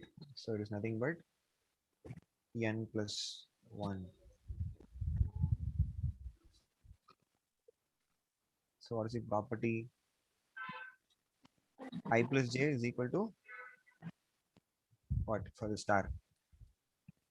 N minus 1, right? For n. If I plus j is equal to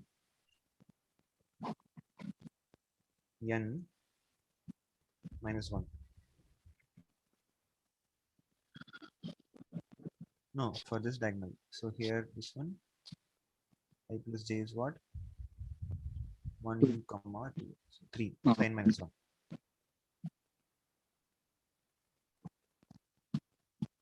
Okay. And then for this one, this is I plus j is Okay, I is equal to j plus plus plus 0. Correct. I is equal to j plus 3, right? J plus n minus 1. Okay, j is 3, so I is 0, so it is n minus 1. So print star.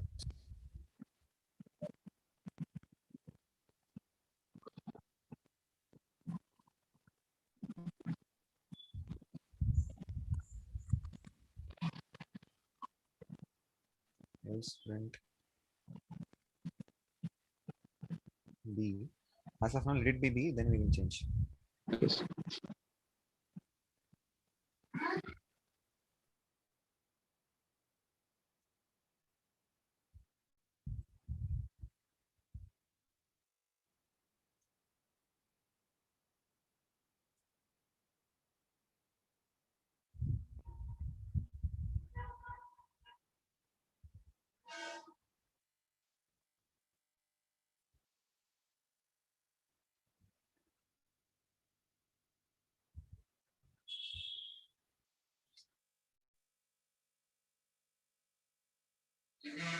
Okay, or is that right?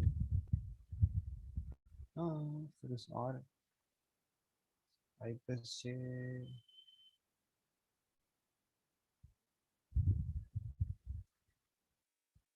or I equal to, sorry, j equal to I plus n minus 1. Okay,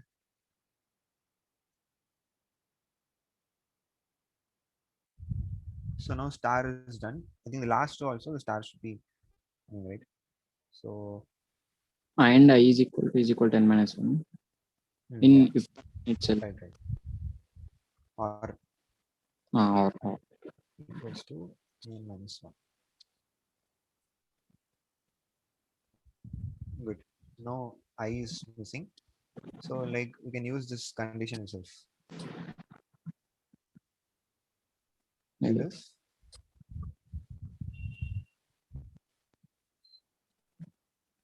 I plus j, I plus j, here what is the value of I second row? So I plus j greater than n minus 1 and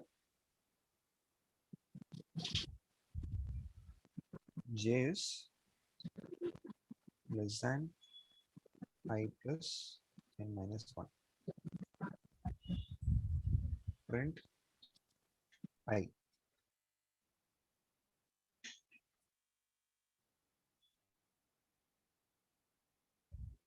Yes. Okay. yes, sir. Thank you, sir.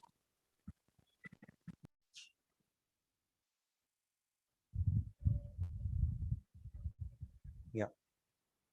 Any other doubts? So did you get the logic of that problem which you said that you will get back? Which one? I think day 2 only. Um, problem number 14, cookery contest. Okay. We have to take the input without doing it using lists. No. I think you have to take list only. Okay. You store it in a list and then do the processing. Okay.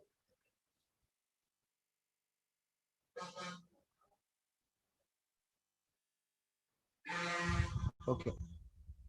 Any other doubts?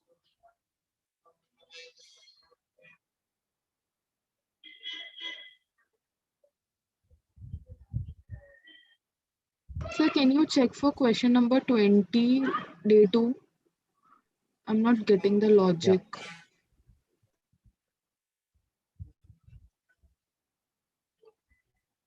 Okay.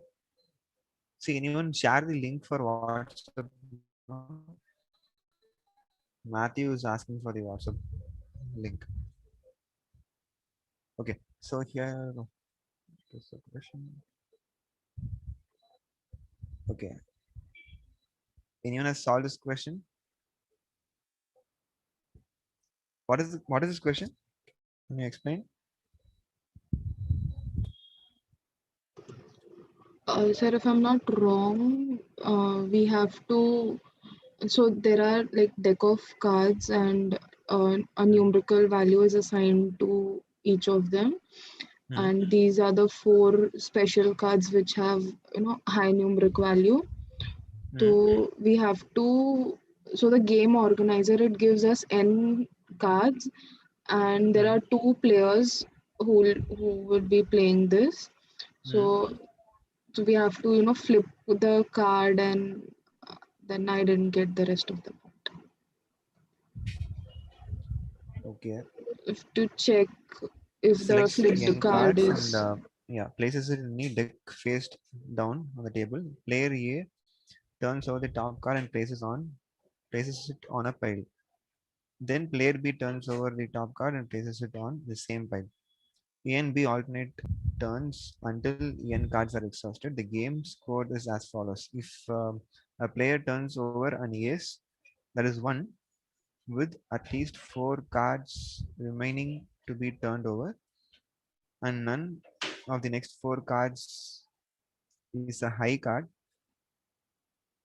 that player scores 4 points.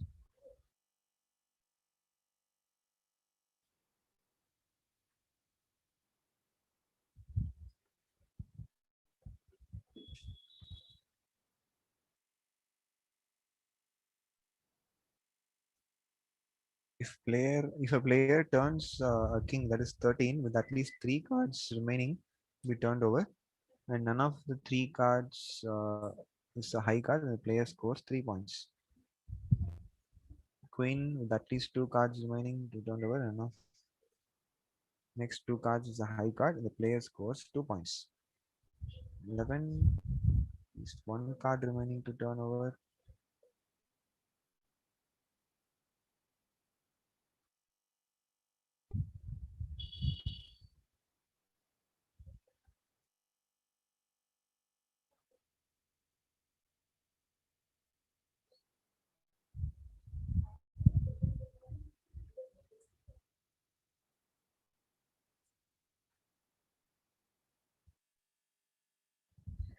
First line of the input contains integer n, which corresponds to the number of cards in the deck, and line contains the integer corresponds to the numerical value of each card in the player turnover. The first line denotes the first card to be turned over.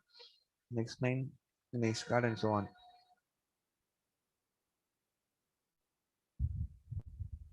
Okay, first 3.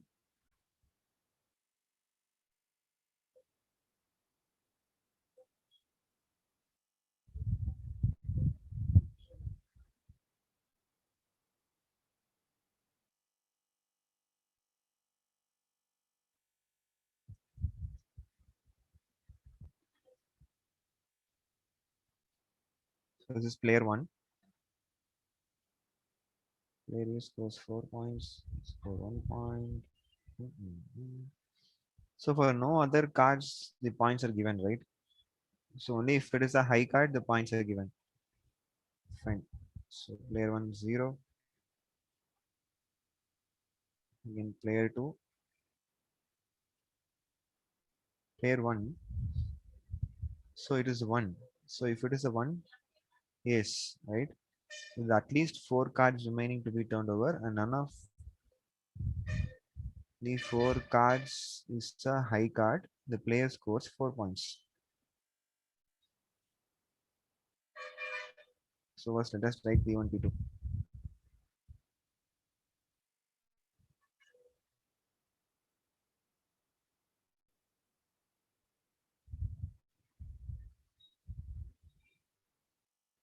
So what are the cards for P1? It's 3, 2, 1, 6, 8, 2, 2,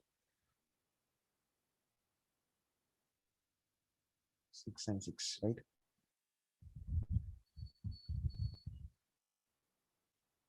P2,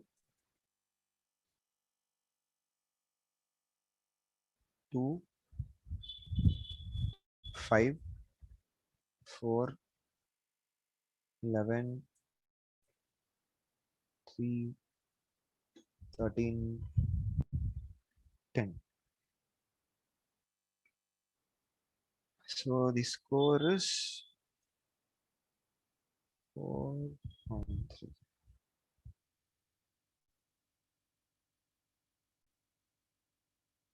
So 3 and 1. So here P1, rest all cards, none of them are high cards. Okay, so P1 scores 4 points.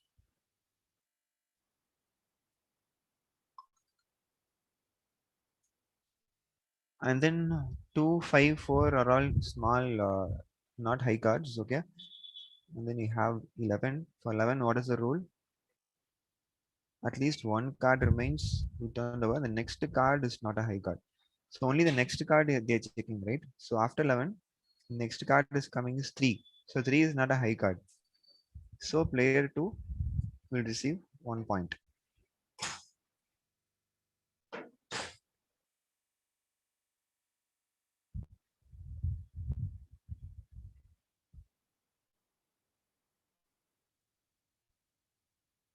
Then you have 13.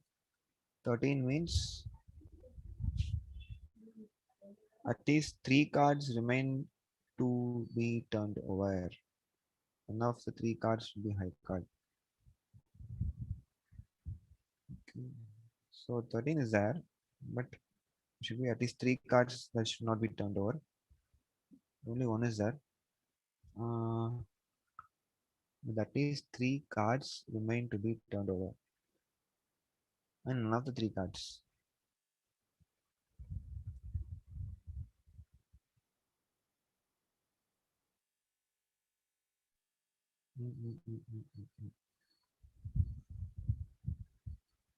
Okay, so I'll just check this and update you in the next class.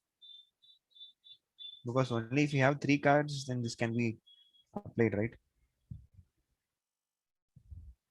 Then he will get a 3. So now he gets 4 points, but there are only 1 card left remaining. So I think something is missing. Either the problem statement, there is something missing. I'll just check it over, okay? Okay, sir. So will it be like after 13 there are 6, 11 and 6, like 2 including the P1s? Oh, might be.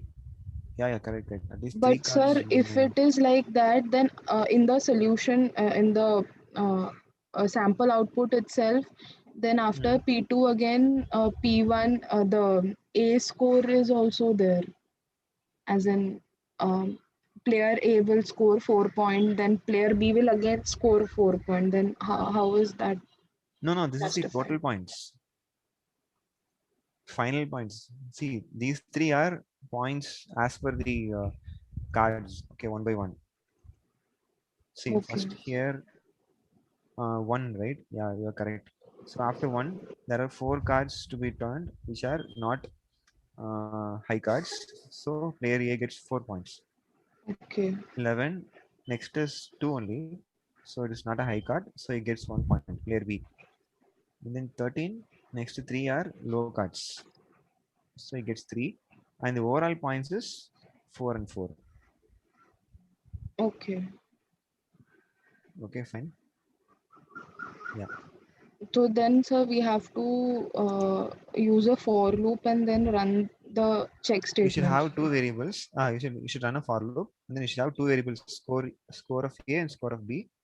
And then you should keep on adding the scores to those 2 variables, and finally you should print this is out of the for loop.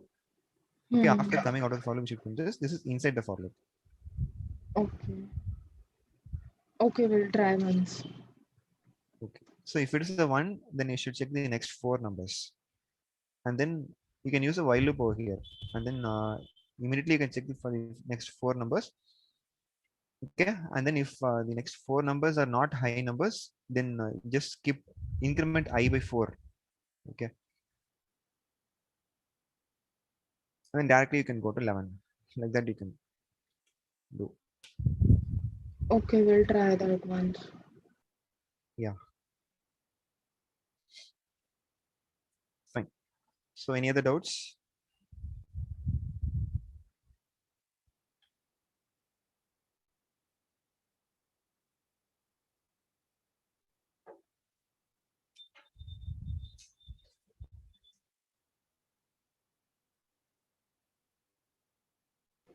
So 17th question.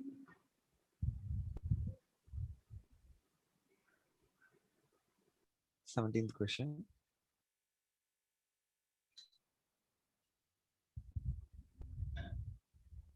What is the question? What do you have to do?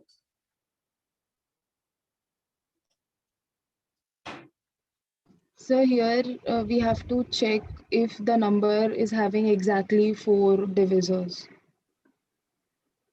Okay. So AC number.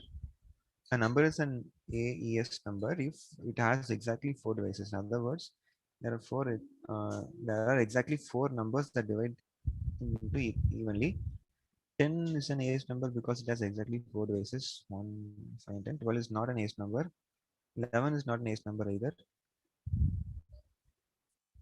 There is only one AES number in the range 10 to 12. They are asking how many AES numbers are there, right? Count the number of AES numbers in the given range. Okay. So what is the doubt?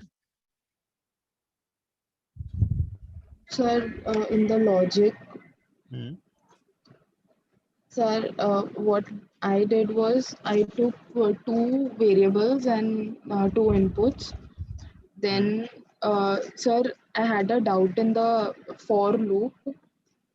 So I've written that for I in range of A to B. So the two A comma B plus 1, not B, B plus 1. 20 is also included, right? B plus 1. And then it was a nested for, like I made it a nested for, then for J in range of 1 to 10. So the numbers, so Why 1 which to we have, 10? because we have to check now if it is divisible. So 0 to Why 9, we to can't 10? have 0 as a dividing number, no? So it will give an error No, it divided is by 1 to 0. I, right? It's not 1 to 10. It's 1 to I. Okay. But we have to check if it is divisible by single digit number, no? So from 0 to 9 it should be, but we can't take 0. That's why I took 1 to 10. So No, 10 is 1. excluded. See, not like that. So suppose if it is 50, 25 will divide 50, right? So 25 should also be included. Yeah. 50 should also be included. Yeah. Okay. So it is not till 10, it is till I. It's the second loop. Okay. Second loop will run from 1 to I. Then in the second loop, then the condition is that if I modulo j is equals to 0, then I had a count variable, Yes. which will increment in if the condition is true. And if that count variable becomes 4, I'd initialized You have one another. more count variable. Yeah, 2 count variables, like I have taken C and D. Correct, So correct. if C becomes 4, D will be incremented by 1, and finally then we will print D, like how many times that the second count variable was incremented. Yeah, that is correct. Okay.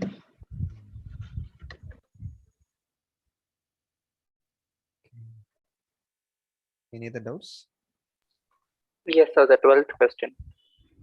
So, but when I'm doing this, the output is not coming correct.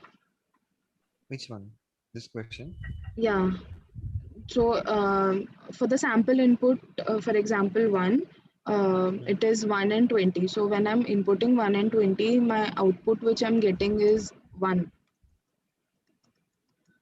Now have you changed it to for I. Yeah, 1 to ranges? I. It is not 1. It is 1 to I plus 1. Okay. And the print D will be outside the first for loop, na? Yes, correct. I'll try it once again. Okay. Yeah, still, sir, it's showing 1. I haven't submitted it yet. Okay, you can just send the program to me in WhatsApp. I'll just Okay, check and sir. tell you. Yeah. Okay.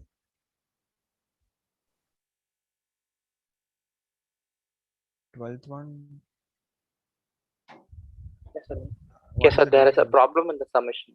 Arvind. Submission, right? Okay. Yes, sir.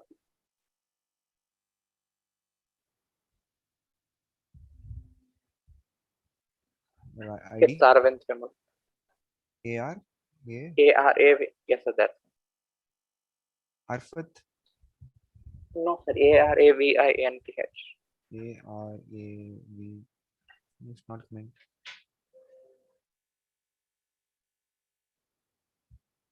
No, not your name. Your email ID. Yes, sir. That's what I said. I think username. Username. It's A-R-A-V-I-N. Yes, sir. That's it.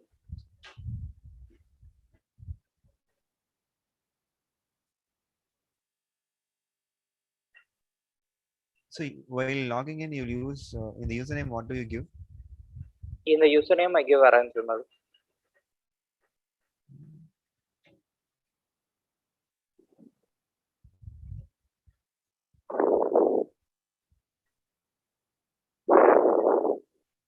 It's not present.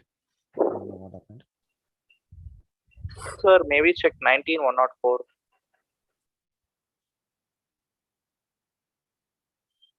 Yeah. Yes, sir. The first one.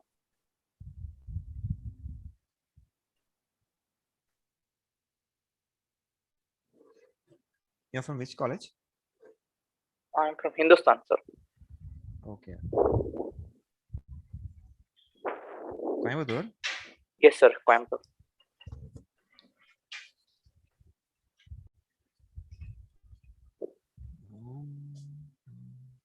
Which one? Team event, right? Yes, sir.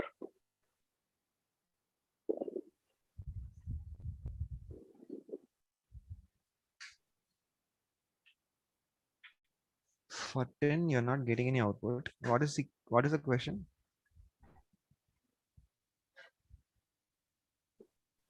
Sir, there is a quiz competition. Hmm?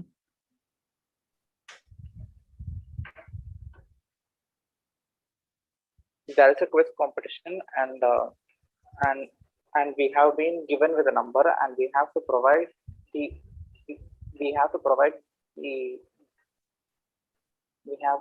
output with the difference of the first number and the last number. Okay, 10 teams, and the team to which a participant is assigned to depends on the absolute difference between. Are you finding the absolute difference? Yes, The sir. first That's and it. last digit. The registration code. Okay. When is it invalid? If the It is registration invalid when number the number is given less than 10. Less than 10, right? Yes, Are sir. you checking for less than 10 or less than equal Yes, to 10? sir. Less than 10. You're not getting any output for 10. I think that is the only mistake. Check for 10, okay? Okay.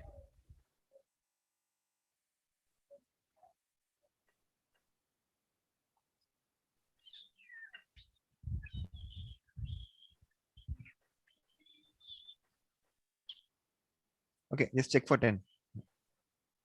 Yes, sir. See, you're given if n is greater than 10 here. I think that's a mistake. Give equal to will work. Greater than or equal to. Yeah. Okay.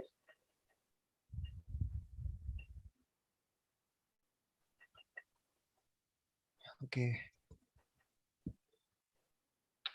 Any other doubts?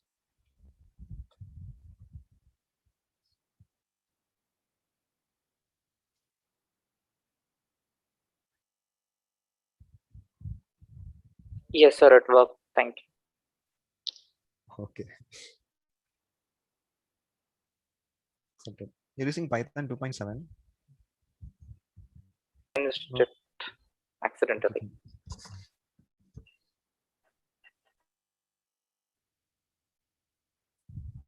Guys, any other doubts?